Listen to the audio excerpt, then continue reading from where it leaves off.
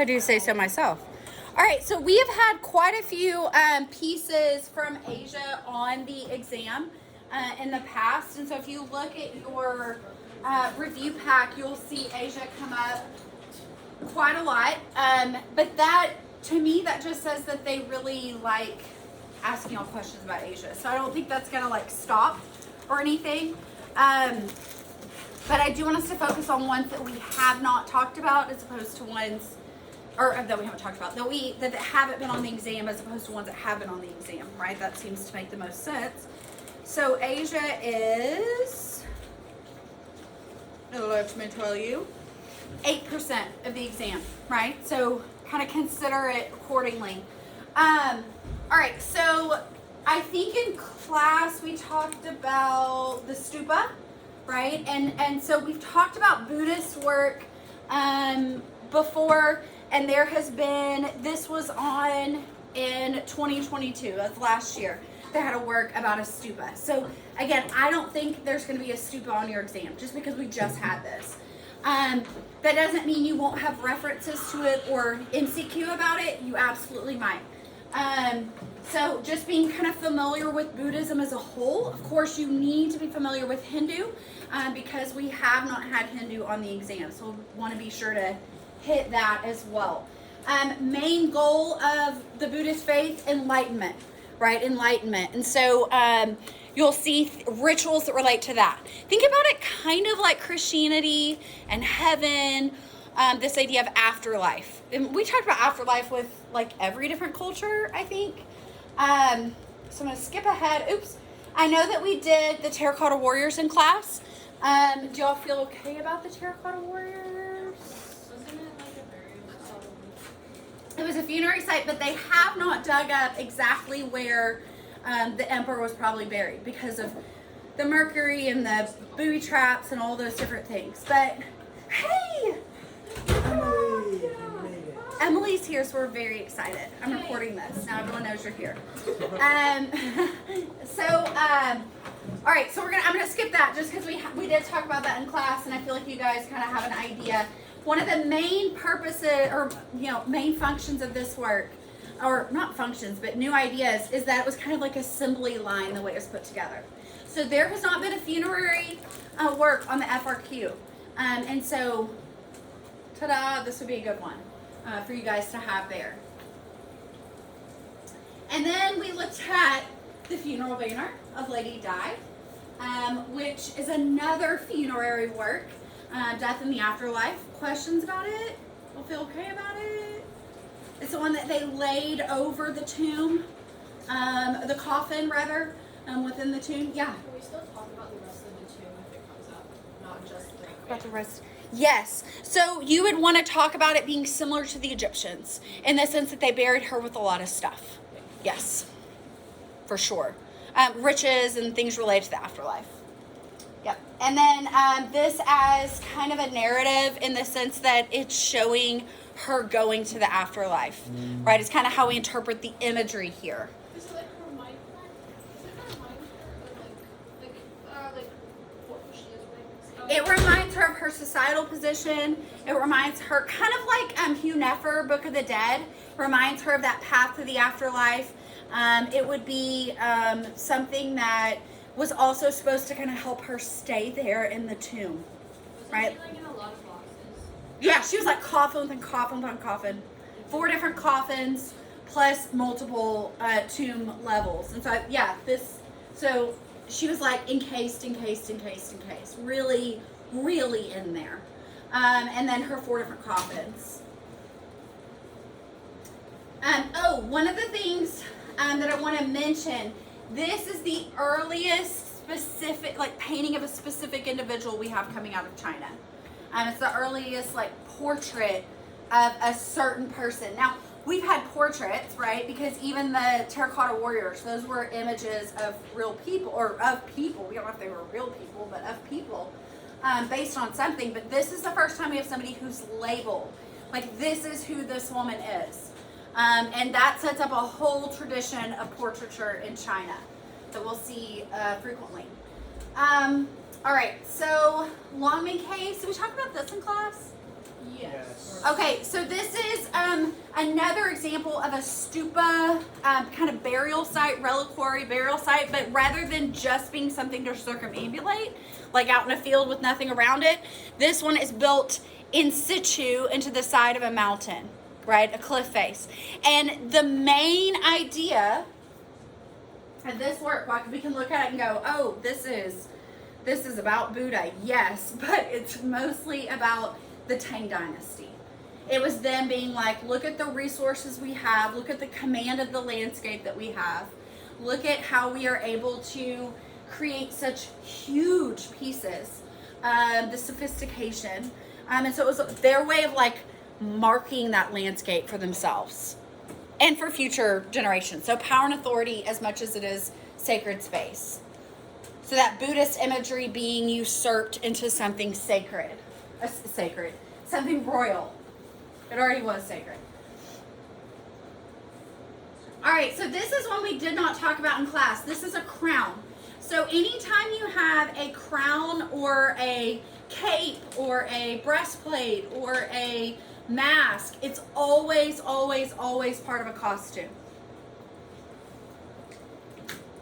For a long period of time, historians thought that this was only funerary, that this was made just to be buried with the deceased. And they since decided that's not true.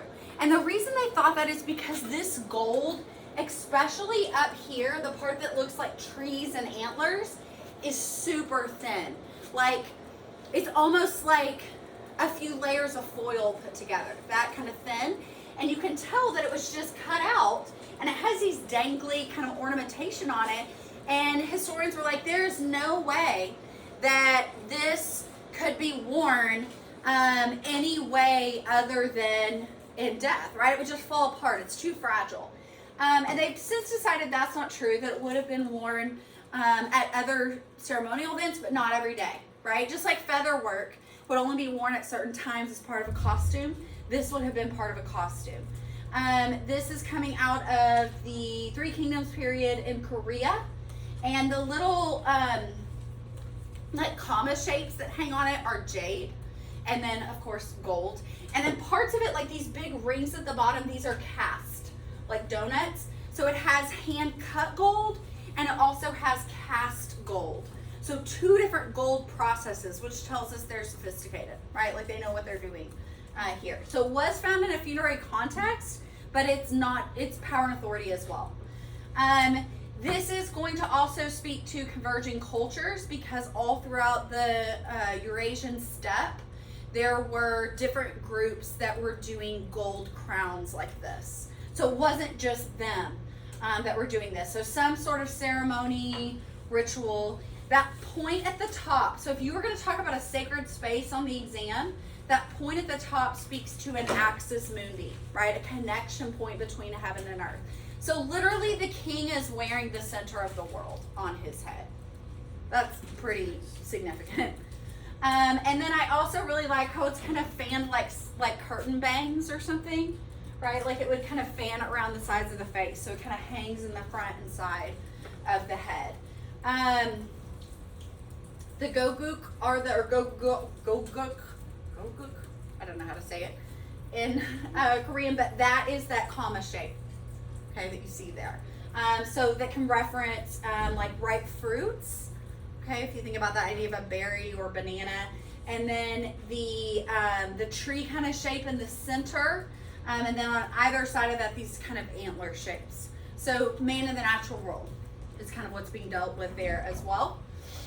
This is one from another culture in the Eurasian steppe, and so you can see how similar. It's like they're making sequins with the gold, so it's gonna like shimmer, right, as it moves.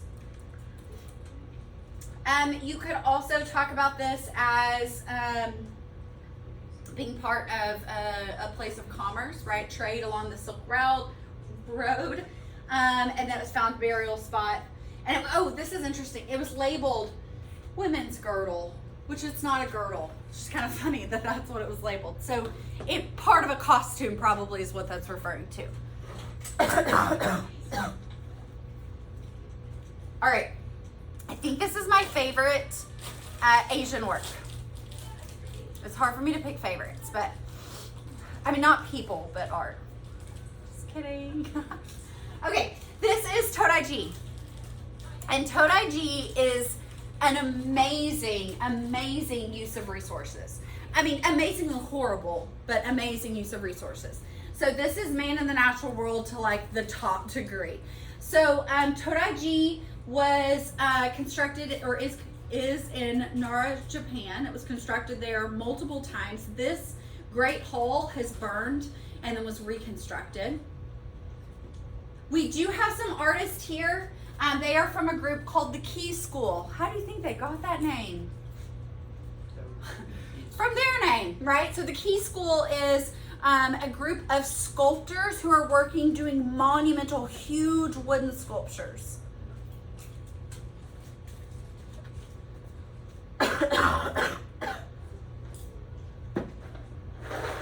Both times that this was constructed, that this great hall was constructed, that this site was constructed, both times it used all of the available wood in Japan. All of it. All of it. Can you imagine the government coming and saying, okay, I need to build something in Washington, D.C., but here's the deal. I may need to take everyone's resources. They'd be like, excuse me, no thank you, right? All of it. And then the wood that wasn't used to actually construct, like the cypress that wasn't used to actually construct the building, was used to burn fire hot enough to melt enough copper to make the largest Buddha in the world, the largest metal Buddha in the world. So it was like all the resources going into this site at Nara, which is just over the top. So this one part right here that we see here is called the Great Eastern Hall, and it was sometimes referred to as relating to the sun. You have a similar kind of roof line as we see happening at the Forbidden City in China. The purpose of this kind of roof line right here, well, one, it's really wide so you get a lot of shade and it keeps the building cooler. But the other purpose, do you see how it kind of like swoops at the end? They believed, and they kind of had this idea as part of their folklore, that if an evil spirit landed on the building, it would like, they would slide off.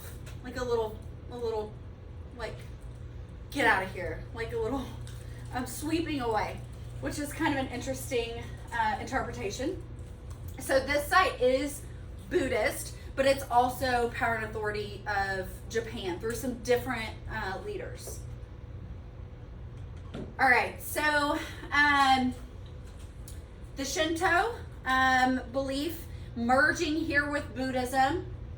The Shogun helped found the Key School, which was this sculpture program. We've talked about Buddhism quite a lot. Why so large? Well, Nara was the capital city. And so to build something here intentionally large was making a statement, right? Not just religious, but also political. Emperor Shomu made this part of his original plan for kind of infrastructure of the city. It gave him political power. It made the empire look strong.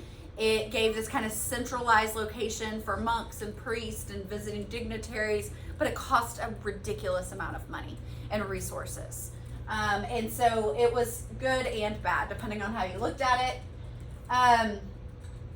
They were very intentional. This is so interesting to me. So they cut down the trees to use them to build the site, right? Or ripped them out of the ground. But then they thought it was inappropriate to pound nails into them because that's harming the spirit of the tree. And I'm like, well, what about ripping it out of the ground?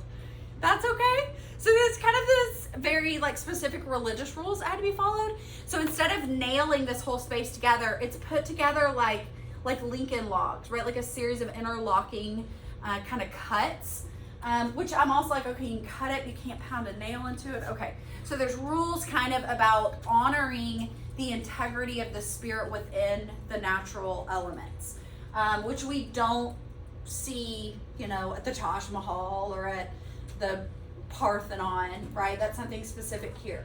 Todaiji is surrounded by an area that is frequented by deers. And this has a couple different things. One, in the Shinto, the ancient Shinto belief, deers were seen as messengers from the gods. But two, the town where Buddha was from in India was known to have like free-range deers. And so the deers here kind of remind you of the ancient Japanese and Buddhist beliefs. So again, some converging cultures coming together. There's our big Buddha. This is in that main hall, which is 41,500 square feet. The 84 massive pillars that hold up the interior. This is kind of like the Apadana Hall at Persepolis. They were just whole cypress trees. Okay, like whole entire cypress trees. Cypress trees hold up to water really well. And so it's a very sturdy wood to build with. You have pagodas, which remember pagodas were stupas. This Buddha took all the copper in Japan to put it together. And then of course, able to melt down that copper, you had to use all the wood, additionally the wood for the building. So the hand is about a person's height, to give you an idea of scale. So this is huge.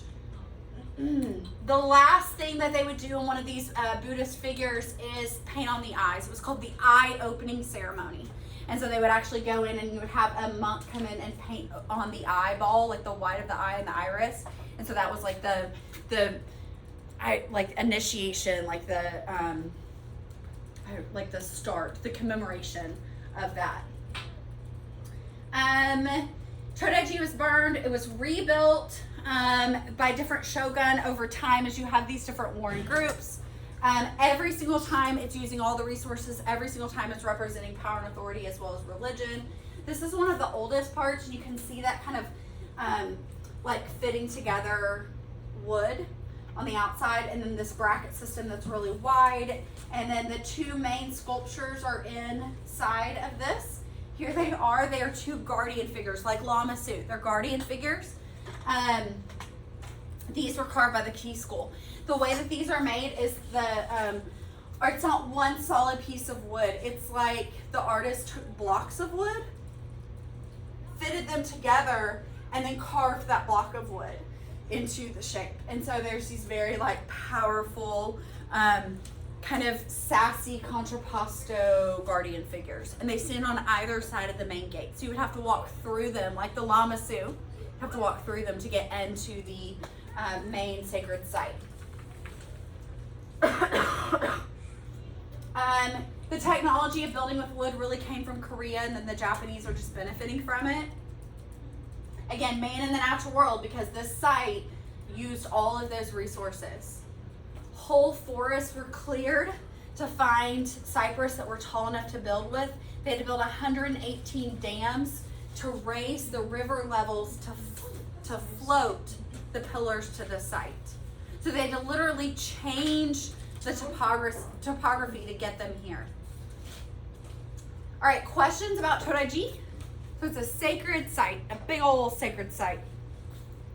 All right, so now we're gonna go to Indonesia. This is Borobudur, which is just such a fun word to say. Borobudur. This is on the island of Java. Oh, is this where they make them high? And then like, no, that's Make them high and make noises. No, that's at Chauvin. Oh, That's at Chauvin I and heard an eye. the pre-Incan. I like that. Way different. It's a good remember. It's a good reminder. Similar. I mean, it is a sacred space, and you are inside of a little tunnel. So I can see the connection. Miss Feller, do you think people take like edibles or smoke weed and then go into that temple and Oh, sure. run around? I think people or fall for it. do that without even going to the temple. That's what I've heard. I don't know. All right, so again, this is a Buddhist sacred site. So what are the chances you're going to have another Buddhist site? I don't know.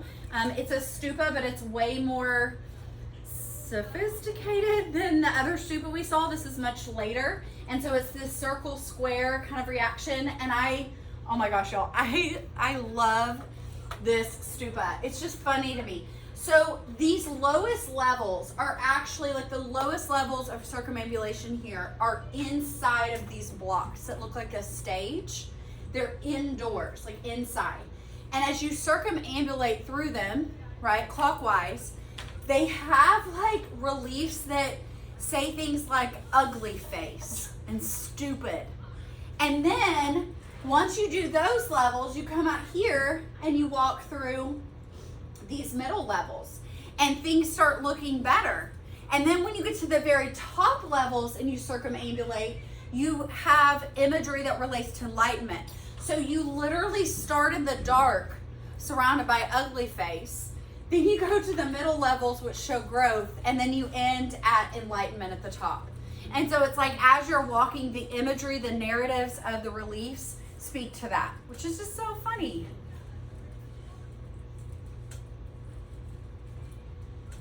It is a stupa topped with a bunch of other stupas.